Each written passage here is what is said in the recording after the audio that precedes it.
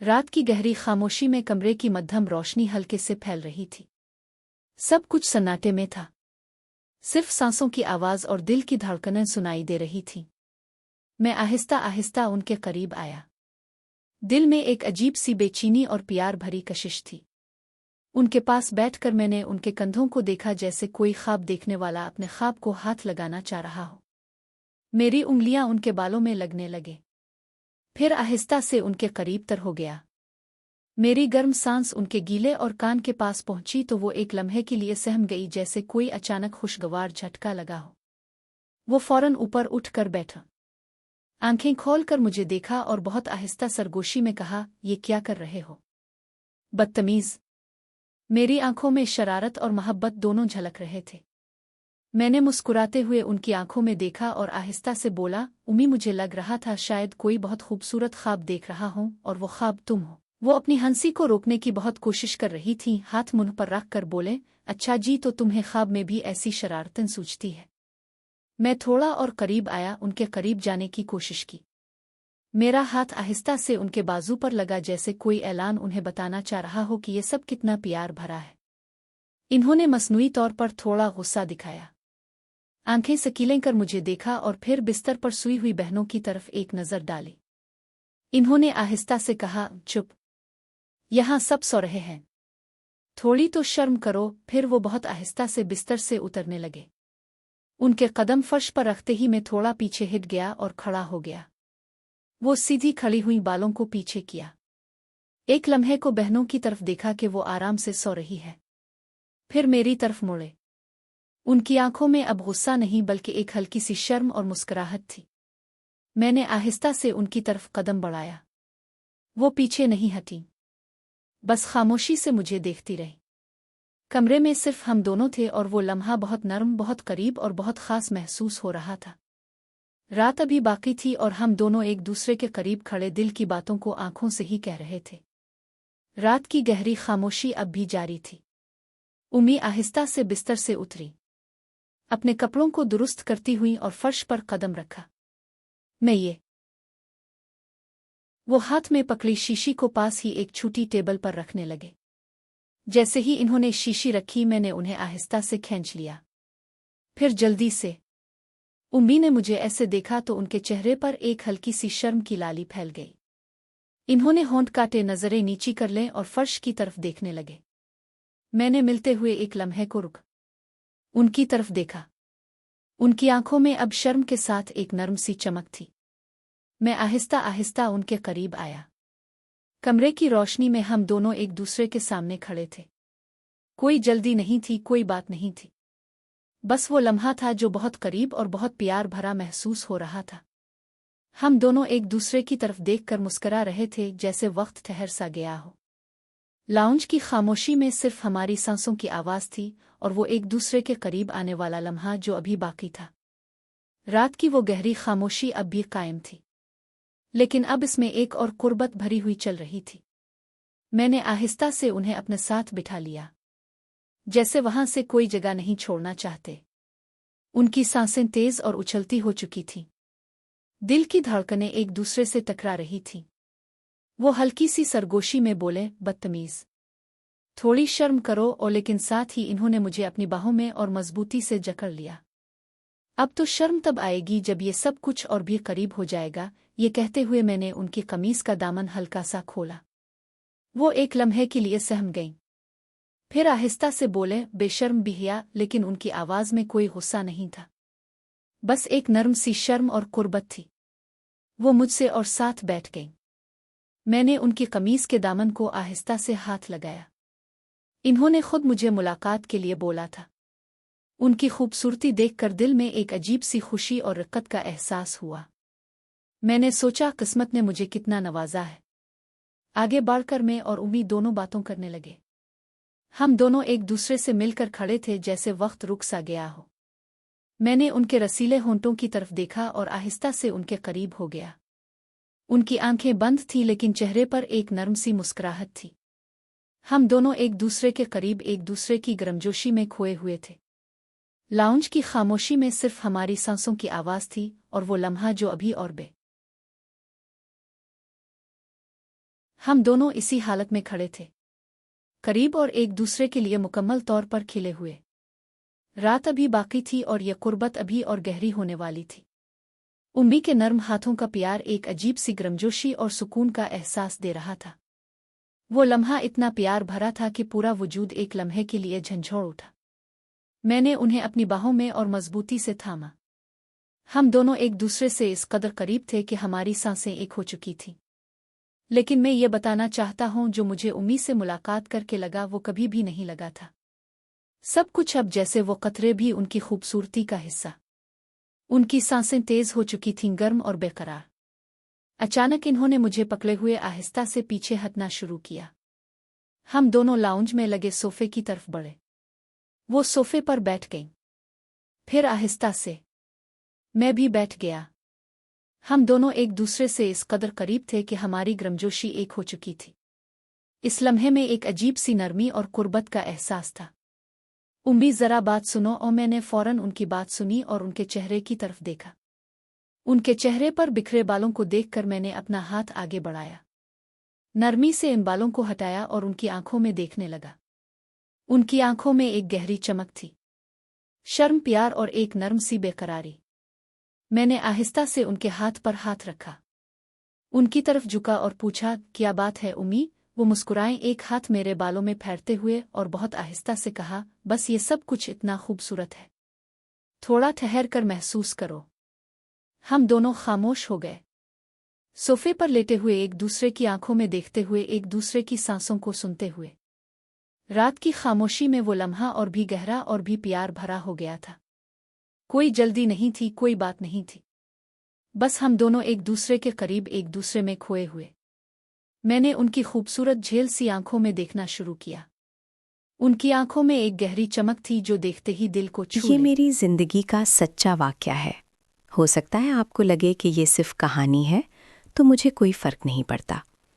जब मैं 9वीं क्लास में पहुंची थी तो मेरा भाई जैन 7वीं में और छोटी बहन फातिमा 5वीं में थी।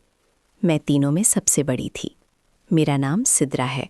अब मेरी उम्र 17 साल है। हम लाहौर में रहते हैं। ये उन दिनों की बात है जब मेरे 9वीं के इम्तिहान करीब थे। मार्च अप्रैल का मौसम था। मेरी रियाजी बहुत कमज़ोर थी, तो अम्मी ने हम तीनों बहन भाइयों के लिए होम ट्यूशन टीचर रखवा दिया। इसका नाम अली खान था। 20 साल का खूबसूरत दाढ़ी वाला लड़का।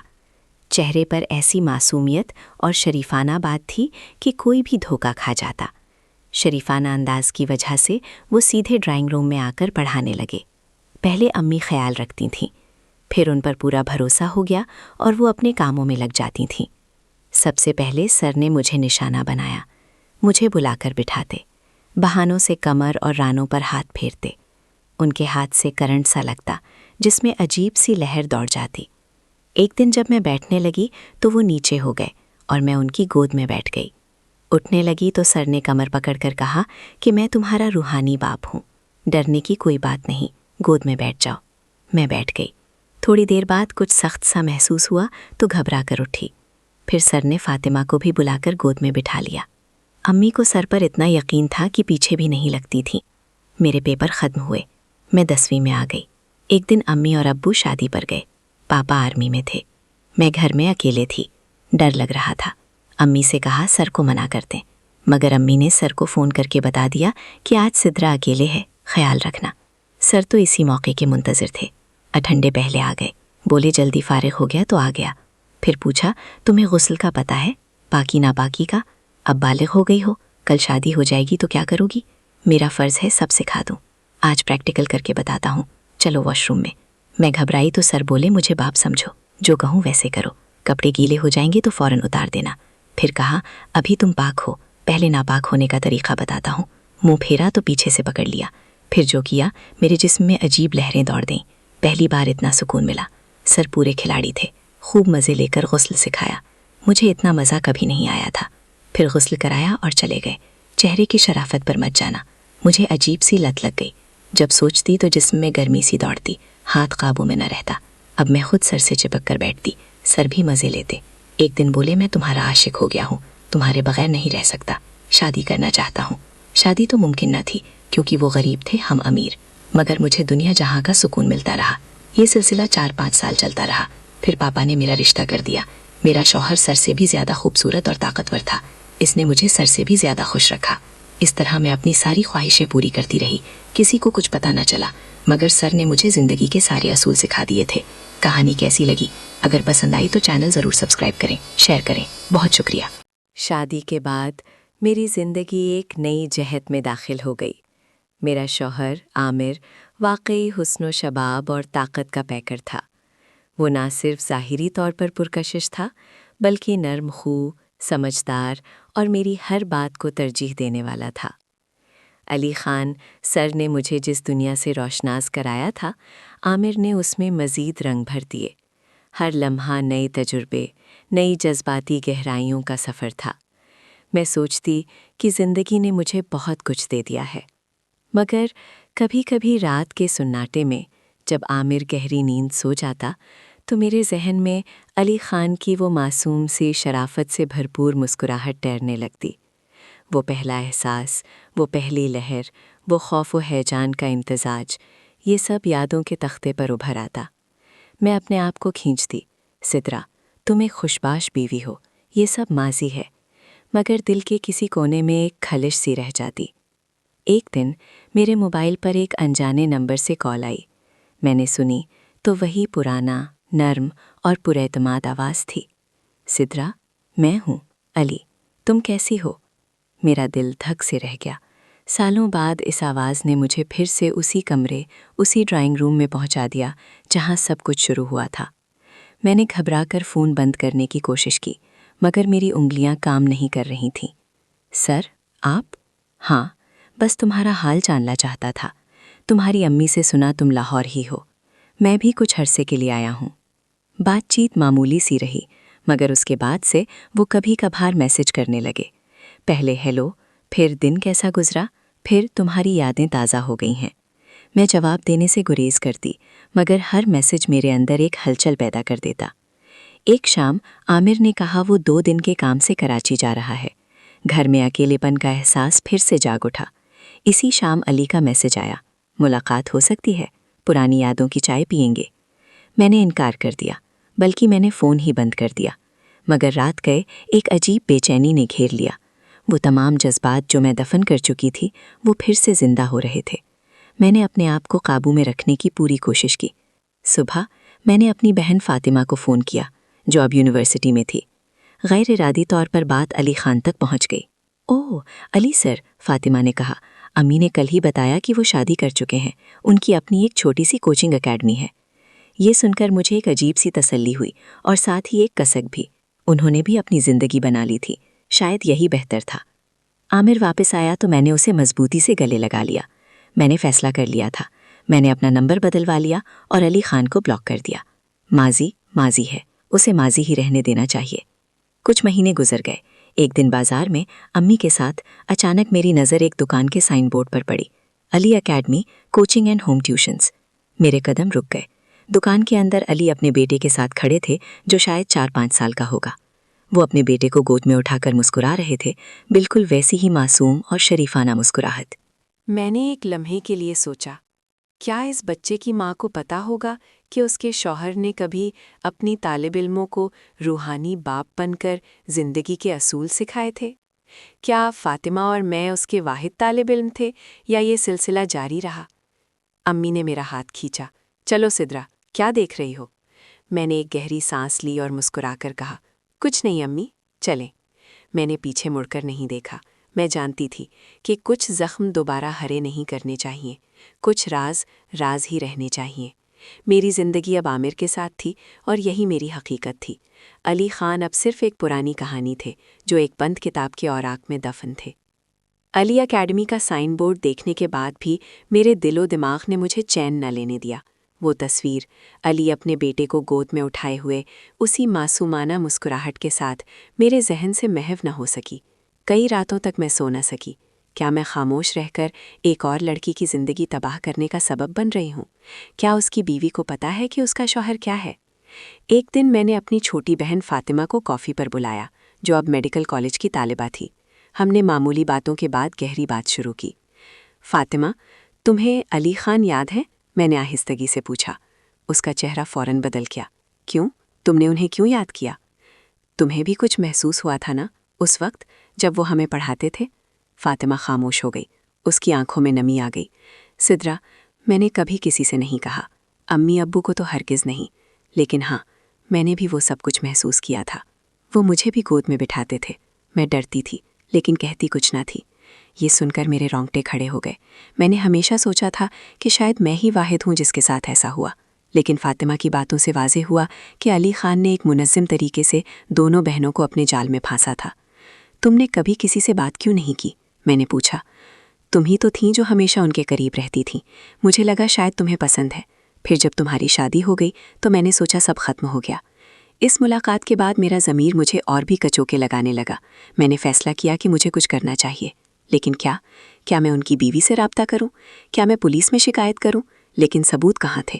اور ہمارے معاشرے میں ایسی باتوں پر لوگ متاثرہ لڑکی کو ہی مورد الزام ٹھہراتے ہیں۔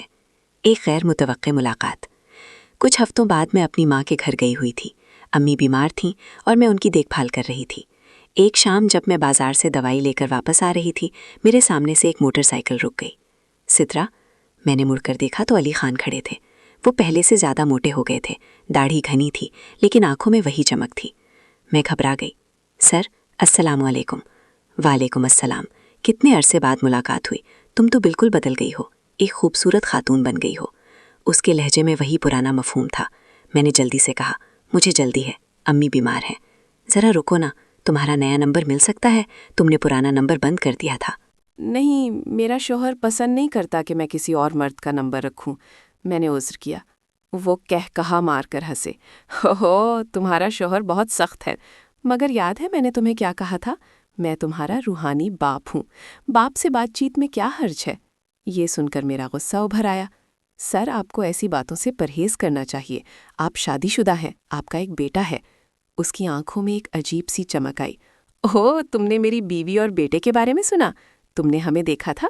تم چھپ کر مجھے دیکھ رہی تھیں۔ میں شرمندگی محسوس کرنے لگی۔ نہیں، ایسا نہیں ہے، میں نے اتفاقیہ دیکھا تھا۔ تمہارے دل میں اب بھی میرے لیے کچھ احساسات ہیں، ہے نا؟ وہ قریب آیا۔ وہ دن یاد ہے جب تم میرے گھر آئی تھی، تمہاری امی اور ابو شادی پر گئے ہوئے تھے؟ میں نے پیچھے ہٹتے ہوئے کہا، برائے مہربانی مجھے جانے دیں۔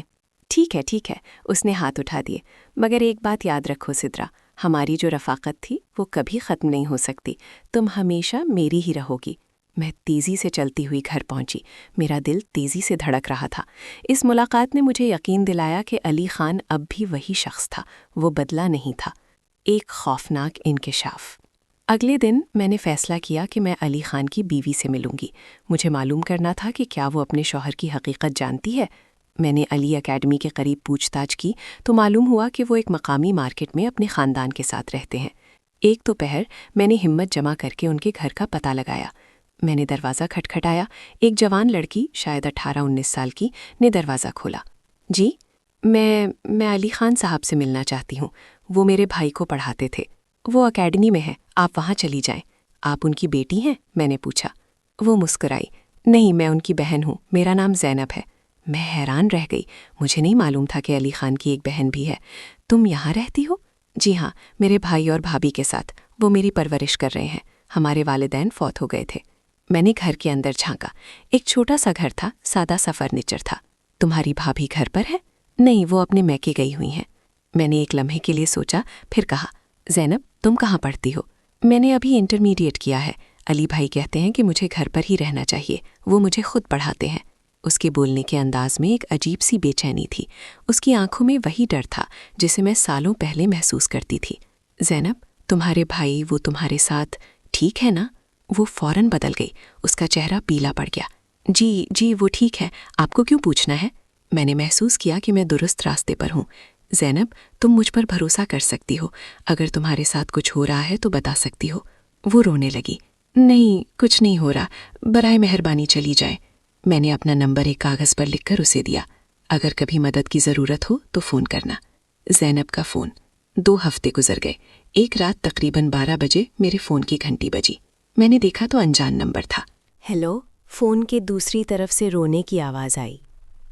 سدرا آپا؟ ہاں، میں ہی ہوں۔ زینب؟ مجھے مدد چاہیے، وہ میرے بھائی، وہ آج رات، وہ روتے ہوئے بات کر رہی تھی۔ کہاں ہو تم؟ میں بیت الخلاء میں چھپی ہوئی ہوں، وہ میرا دروازہ توڑنے کی کوشش کر رہے ہیں۔ میں فوراً اٹھی، میں نے عامر کو جگایا اور مختصراً صورتحال بتائی۔ عامر سمجھدار آدمی تھا، وہ فوراً تیار ہوا اور ہم دونوں اپنی گاڑی میں زینب کے گھر پہنچے۔ راستے میں نے پولیس کو فون کیا۔ جب ہم وہاں پہنچے تو علی خان دروازے پر دستک دے رہے تھے۔ زینب، دروازہ کھولو، تم میری بہن ہو، میں تمہاری حفاظت کر رہا ہوں۔ رکو، عامر نے آواز دی۔ علی خان مڑا، اس کی آنکھوں میں غصہ تھا۔ تم کون ہو؟ یہ میرا گھر ہے۔ میں سدرا کا شوہر ہوں اور تمہاری بہن نے ہمیں فون کیا ہے۔ اس کے چہرے کا رنگ اڑ گیا۔ سدرا، تم نے یہ سب کیا کروایا؟ پولیس آ گئی۔ زینب نے دروازہ کھولا، وہ روتے ہوئے باہر آئی اور میرے گلے لگ گئی۔ اس نے پولیس کو بتایا کہ کئی سالوں سے اس کا بھائی اسے جنسی طور پر ہراساں کر رہا ہے۔ اس نے دھمکی دی تھی کہ اگر اس نے کسی کو بتایا تو وہ اسے مار ڈالے گا۔ علی خان کو گرفتار کر لیا گیا۔ اس نے ابتدا میں انکار کیا، لیکن جب میں اور فاطمہ بھی آگے آئیں اور پولیس نے اس کے گھر سے ہمارے پرانے نوٹ بک اور ہمارے گھر کے پتے تلاش کیے تو اس کا دفاع کمزور پڑ گیا۔ مقدمہ چلا۔ یہ ایک مشکل وقت تھا۔ معاشرے میں لوگوں نے ہماری طرف انگلیاں اٹھائیں۔ کچھ نے کہا کہ ہم لڑکیاں خود قصوروار ہیں، کچھ نے کہا کہ ہم ایک معصوم شخص کو پھنسا رہی ہیں۔ لیکن میرا شوہر عامر میرے ساتھ کھڑا رہا۔ اس نے کہا، تم نے بہادری کا مظاہرہ کیا ہے، تم نے نہ صرف اپنے آپ کو بلکہ دوسری لڑکیوں کو بھی بچایا ہے۔ فاطمہ بھی میرے ساتھ آگے آئی۔ ہماری گواہیوں نے عدالت کو قائل کر لیا۔ علی خان کو 5 سال قید کی سزا سنائی گئی۔